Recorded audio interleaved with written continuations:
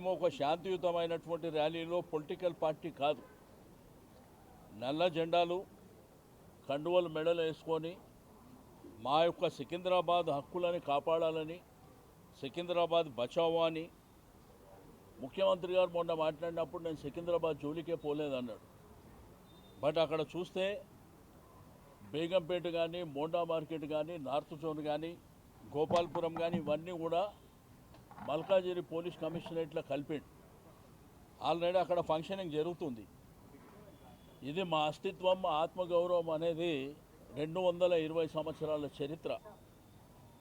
మా తల్లిదండ్రుల పేరే మారుస్తామనే విధంగా ప్రవర్తిస్తే ప్రజాస్వామ్యంలో నిరసన చెప్పేటువంటి హక్కు అందరికీ ఉంటుంది. మీరు రాత్రి 10:40 మీరు రిజెక్షన్ అని చెప్పి మేము అప్లై చేసింది 5 రోజుల కింద. ఒకవేళ మీరు నిన్ననో మొన్ననో రిజెక్షన్ చేస్తే మేము కోర్టు ద్వారా పర్మిషన్ తీసుకుంటుంటే, ఈరోజు ముఖ్యమంత్రి గారు ఎక్కడన్నా పోతేనేమో అందరిని అరెస్ట్ చేస్తారు ప్రతిపక్ష పార్టీలని. వాళ్ళేమో ఇష్టానుసారం ర్యాలీలు చేసుకోవచ్చు. సెక్రటరేట్ రిస్ట్రిక్టెడ్ ఏరియా, సెక్రటరేట్ ముంగట కూడా ముఖ్యమంత్రి గారు పాదయాత్రలు చేసుకోవచ్చు. కానీ ప్రజాస్వామ్యం లోపల మాకు హక్కు లేనట్టు, మా అస్తిత్వం, మా సికింద్రాబాద్ ప్రజలు 220 సంవత్సరాల చరిత్ర ఉన్నటువంటి మా ప్రాంతాన్ని, మా ప్రాంతం పేరు లేకుండా మా అస్తిత్వం మీద దెబ్బ కొట్టినప్పుడు ప్రజాస్వామ్యబద్ధంగా మేము నిరసన చెప్పేటువంటి కార్యక్రమాన్ని ఈరోజు ఏర్పాటు చేసుకున్నాం. మీరు చూస్తే ఒక కర్ఫ్యూని తలపించే విధంగా కొన్ని వేలాది మంది పోలీసులు పెట్టి ఎక్కడదక్కడ అరెస్టుల పర్వం కొనసాగించడం అనేది దుర్మార్గమైనటువంటి చర్య. దీన్ని తీవ్రంగా ఖండించడమే కాకుండా మళ్ళీ ఫస్ట్ వీక్లో కోర్టుకు పోతాం, న్యాయపరంగా పర్మిషన్ తీసుకొని మళ్ళీ ర్యాలీ కంటిన్యూ చేస్తామని చెప్పి నేను ఈ సందర్భంగా తెలియజేస్తూ ఉన్నాను. ఎట్టి పరిస్థితుల్లో మా సికింద్రాబాద్ అస్తిత్వం మీద, జంట నగరాలంటే హైదరాబాద్ సిటీలో ట్యాంక్ బండ్ రైట్ సైడ్ ఏమో హైదరాబాద్, లెఫ్ట్ సైడ్ ఏమో సికింద్రాబాద్.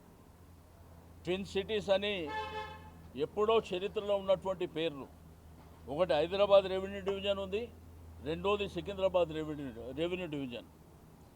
ముఖ్యమంత్రి గారేమో మల్కాజిగిరి, సైబరాబాద్, హైదరాబాద్ అని నామకరణం చేసిండు. మీ టీవీలో, పేపర్లలో కూడా అవి వచ్చినటువంటిది మీరు చూశారు. మేమేందంటే మా అస్తిత్వం, మాకు ఆ భూమితోని మట్టితోని ఉన్నటువంటి సంబంధాలు.